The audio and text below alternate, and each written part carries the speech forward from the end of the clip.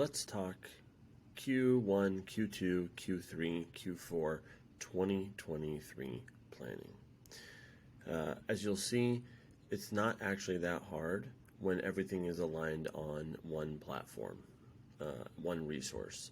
From local pages to sites to store locator, that can be done in 1 quarter, 90 days. Once you want to build on top of that by adding e-commerce or Google SEO strategy or listings management, that can be done in the 2nd quarter.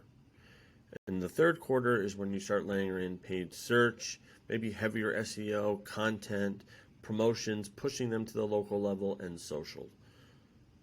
This is the playbook for Q1, Q2, Q3, Q4 even in 2023.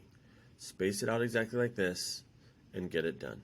If you're a multi-location brand, this is exactly the step-by-step timeline, playbook, product roadmap that you need. As long as all the data lives somewhere in your CRM, in a Google spreadsheet, we can take that data and pump out the right experience to connect to the right local customer. Sharing this quick video for the leading marketers out there at the brands that have multiple locations. Peace.